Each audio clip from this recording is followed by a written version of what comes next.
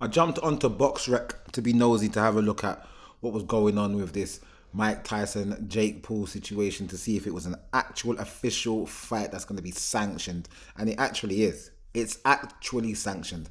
The thing about it is it's 8 2-minute rounds. And on BoxRec, it's listed as the second fight on the undercard. So it's not even like supposed to be the main event. I'm sure that it will be the main event, but on BoxRec, it's listed as second on the card, where basically the no-names fight.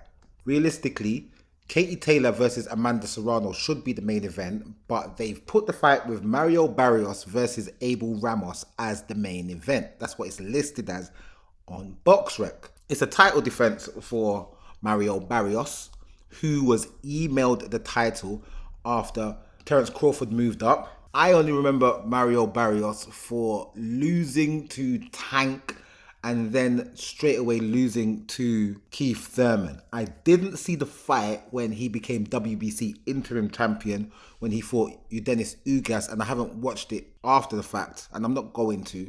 I was going to try and watch it at the time, but I didn't, and it's just not interesting to me. Historically, my top 3 weight classes are heavyweight, middleweight, welterweight. And for many years, heavyweight was a barren land.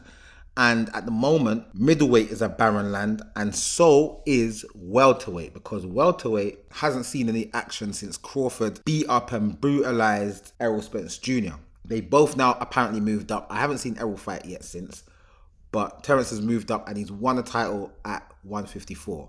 Relinquished all his titles. So I don't know why they're saying that he's a champion in recess in the WBC standings, but that's what they're saying.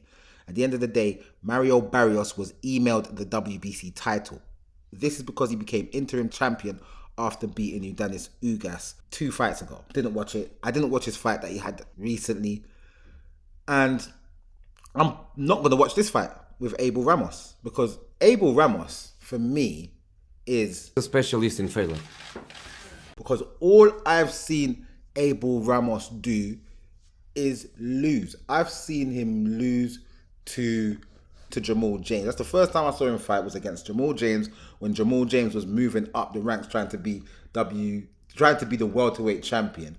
He lost to Jamal James. I saw that loss. That was actually a main event for him. He was a main event fighter in that fight. I then saw him lose again to Eudenis Ugas, which was also a main event fight for him. I remember seeing him beat Omar Figueroa Jr., which was a shock for me, because I thought Omar Figueroa Jr. was going to go and do stuff. I thought he was actually going to do stuff, but he didn't. It was on the undercard of one of Eris Landy Lara's fights. So he was a PBC guy. He's a PBC guy. So is Mario Barrios, a PBC guy. And I then see him lose to Luke Santamaria, and that was on the undercard for Keith Thurman, Mario Barrios. And I then see him lose to Cody Crowley. These times I didn't even know who Cody Crowley was, but he lost to Cody Crowley, and that was on the undercard of David Benavidez versus Caleb Plant. I remember that fight as well. So I just remember him losing. And all I've seen this guy do is lose, apart from the one time when Figueroa retired in his corner. That's why I say he's a specialist in failure. At the same time, I think that this is the perfect time for him to actually get a title, because I don't rate Mario Barrios. I see Mario Barrios lose to Tank, who came up to 140 to beat him up, and then he lost to Keith Thurman. And when he beat Eudenis Ugas had already lost to Errol Spence Jr. and was looking like he was on his way out anyway. Didn't see the fight. I didn't really care to see the fight. So now we have these two guys fighting, and it's a title defense for Mario Barrios. Now, why this is interesting to me is because I am interested in Boots Ennis and what's going on with him. And I'm just interested in the welterweight division anyway. When Terence Crawford moved up, all the belts get fragmented. Elmantis Stanionis has got the WBA belt, Jaron Ennis has got the IBF, and Brian Norman Jr. has got the WBO. Eddie tried to make the fight with Brian Norman and Jaron Ennis. Brian Norman said he don't want to do the fight because of tax problems, tax deductions that he's going to have to face in the fight, which he's going to have to face in any fight that he has. And I don't know why he come up with that excuse, but that was his excuse, tax problems and stuff like that. His dad and his manager were talking about tax reductions, which happens in every fight that you have. So basically, he ducked Jaron Ennis. And then Jaron went and fought Karen Chukatsian. Brian Norman ain't done anything. He got himself injured. He was supposed to have this fight with, I don't know who the guy is. I can't remember. I think it was Derek Cuevas, if I'm correct. It was Derek Cuevas he was supposed to fight. That never happened because he injured himself somehow. Something. And I don't know. He was supposed to fight on the undercard of Keyshawn Davis and Ramos just the other day on Friday. The other Friday, he was supposed to fight on that undercard. Didn't do that. Hasn't done anything. So he went from turning down basically $1 million to earning absolutely nothing in that time, and he's done nothing. So he's been on the shelf. Elmantes Stanlionis also got an offer from Eddie Hearn, but he said also that it wasn't enough. He fought some guy called Gabriel Mainstay. And Gabriel Mainstay was 6-0 with one draw when Elmantes Stanlionis fought him, which was on the undercard of Alvarez versus Munguia. He won that unanimous decision against a novice, but somehow he's been elevated to champion for whatever reason. I don't know why this guy... I remember Stanlionis doing a lot of step-aside stuff back in the day, like 2021 to 2023 type times. He hasn't fought... Well, basically, in the last 3 years, he's fought twice. Earlier this year, on the undercard of Saul Alvarez and Munguia, he fought Gabriel Mainstay.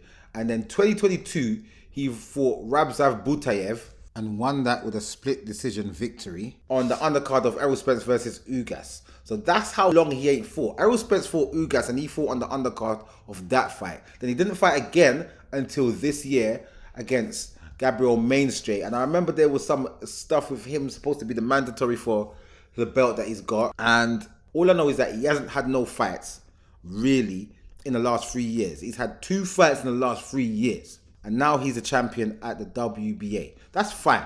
But he got offered the fight with Jerome Bruce Ennis from Eddie Hearn, and he turned it down saying it's not enough money.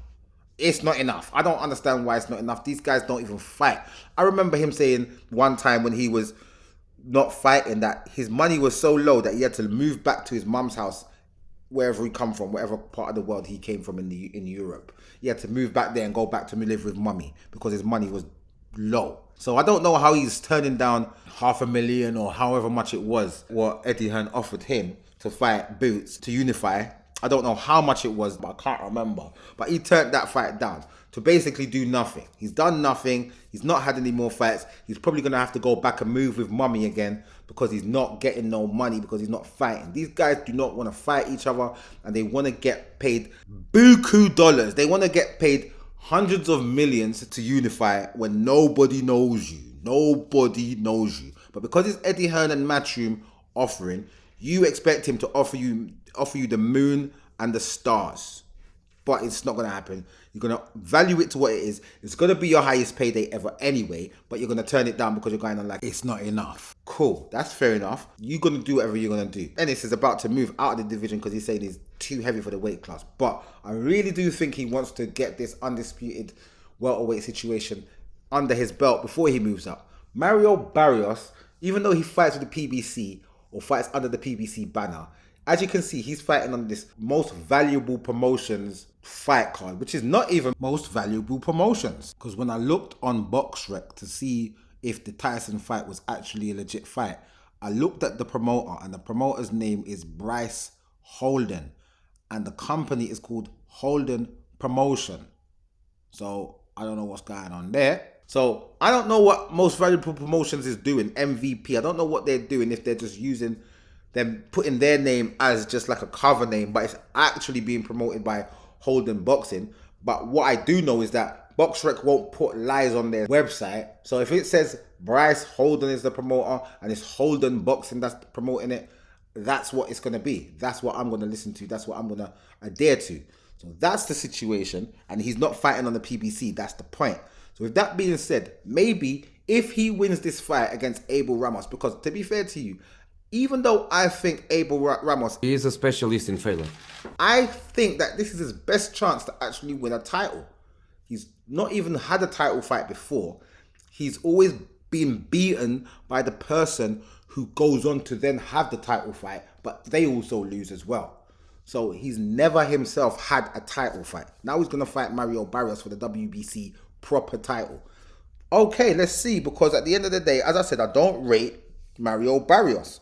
So I can't even judge to say who I think is going to win this fight. They're both about the same to me. They're equal in terms of their ability. To me, I don't know who's better. In my opinion, I think they're both the same.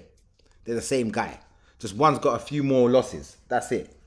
So, in all honesty, Mario Barrios should win because he is the champion. And apparently when you get the belt, you believe in yourself 30% more or something like this. But I believe that you have to beat a champion to actually have that belief in yourself. And he hasn't beaten a champion. So I don't know if he's gained that 30% extra within himself. So time will tell. We're going to see what happens with this fight. And then we'll talk about the repercussions afterwards because I would like to see Mario Barrios against Jaron Boots Ennis early as possible next year. Or basically the winner of this fight, whether it be Abel Ramos or Mario Barrios, they should go on to fight Boots because I know Eddie will come out with the offer and say, listen, come on, fight the guy and let's unify. Yeah? But at the same time, I think that before long, Boots is going to move up to 154 because he's outgrowing this weight class apparently. That's what all the reports are saying. That's what he's saying. That's what his team's saying. That's what Eddie Hearn's saying. So once I start hearing those type of things, I know Eddie Hearn moves on these things quickly and makes things happen. There's also Bruce Shushu Carrington fighting on this card. So I'll be looking out for him and his fight against Dana Coolwell, who I've never heard of before. He's got 2 losses, 13 wins, and I don't know who he's beaten, and I don't know who he's lost to. So we'll see what goes on with these fights. At the present time, I'm solely focusing on the so-called main event, Mario Barrios against Abel Ramos. I'll also be looking out for the Katie Taylor and Amanda Serrano fight, as well as seeing what Shushu Carrington does as well. That's it for this video. I'll see you guys in the next one.